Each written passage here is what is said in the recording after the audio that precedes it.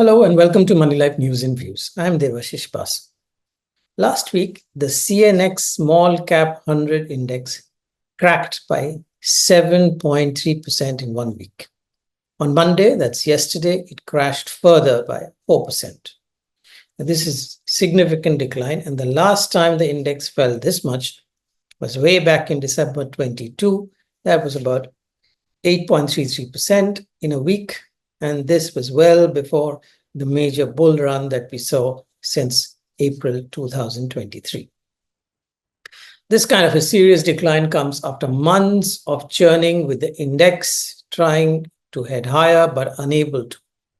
With the benefit of hindsight, the small cap and mid cap indices topped in mid-September in 2024 and they have been slowly edging their way down, with big declines coming in the third week of October, early November, followed by the sharp fall in the last few days. The two major market indices, which is Sensex and Nifty, also peaked, and that was on September 27th, and are down to 11% by this time. Foreign institutional investors have been relentless sellers during this period. Until early December, it seemed that the smaller companies would buck the downtrend that has been gripping the larger companies, but now that dam has also burst. One of the reasons for the big fall recently is the increasing weakness of rupee and a sudden rise in the prices of crude oil, combined with the fact that the US Fed is probably not going to cut interest rates any further. Now, does the current brutal sell-off signify a different kind of scenario than what we have been used to for the last 1.5 years? Let's look at some facts. There is something called a K-shaped economic growth, and that refers to some parts of the economy doing extremely well, while the others continuing to decline, like the two arms of the letter K. The worst kind of K-shaped growth comes when a small number of rich people do very well, with the vast majority languishing. We had a K-shaped growth in the stock market as well, but it is the opposite kind. The business of blue chip, cash-rich mega companies with access to best of the resources, they were all struggling to grow, while smaller companies surged ahead. Since March 2023, indices tracking microcap, small cap, and mid cap stocks have risen relentlessly. The small cap 100 index doubled in the 18 months between April 2023 and September 24. There was a small correction in March 24, and one coinciding with the election setback of the Bharatiya Janata Party in June 24, but small stocks shrugged off the setback. Investors argued that Prime Minister Modi, with the same cabinet, signaled continuity of leadership, and the market would continue to rise, unhindered by political uncertainties. The assumption looked valid, as coalition partners Chandrababu Naidu and Nitish Kumar looked content to remain in their own states and did not threaten to destabilize the government. The transition to PM Modi's third term has been so smooth that we tend to forget that he's now heading a coalition government, which would have been a big surprise even a year ago. In further support of the theory that nothing has changed, the union budgets continued with a massive capital expenditure, which is 11 lakh crore for the third year running. This was immediately a bullish indicator for smaller companies. They are the main beneficiaries of government spending on renewable energy, electricity transmission and distribution, defense production, urban transportation, railways, water supply, supportive light engineering, and construction. That apart, smaller companies also dominate fast-growing and new businesses like electronics manufacturing, services, healthcare, that is hospitals and diagnostics, and a variety of sunrise sectors such as recycling, smart metering, data centers, consumer technologies, and non-fund retail financial services such as stockbroking and wealth management.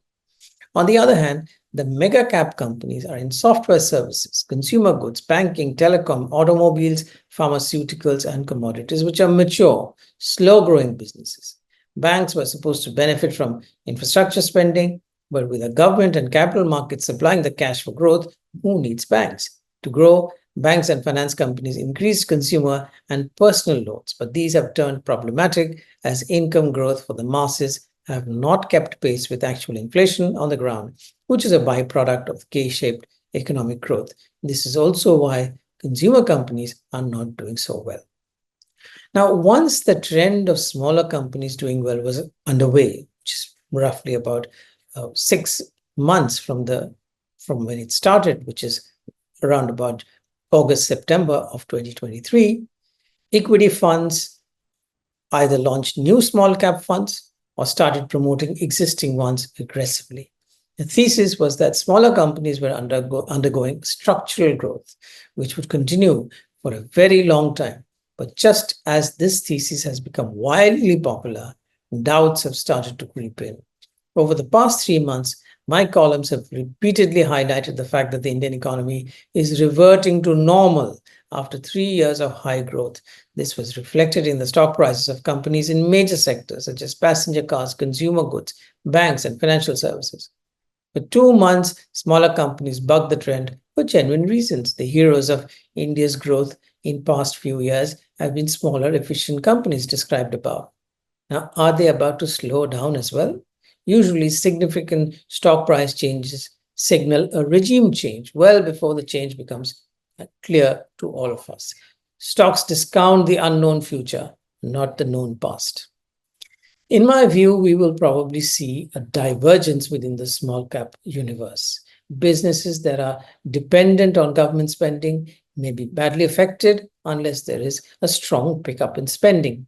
Sectors that are unaffected by government policies, which is drug research, consumer technology, outsourced business services, outsourced manufacturing services, healthcare, and some older traditional businesses like light engineering and automotive components with a focus on exports will continue to do well. These are the real bright spots of India's corporate sector, just as software exports, banking, pharmaceuticals, and consumer products were 2 decades ago. But that does not mean that the stock market returns in future would match those of the past 2 years. Now, great returns are a function of low valuation and unexpectedly high growth. This was the situation in 2023. Valuations are no longer low now, even in the hot segment of the small cap universe, and high growth is not a surprise. One must temper our expectations accordingly as far as returns are concerned, although these businesses in the sectors that I just described are the businesses of future, and they would continue to do very well. If you liked what you heard, please do share and do subscribe to this channel. Thanks for watching.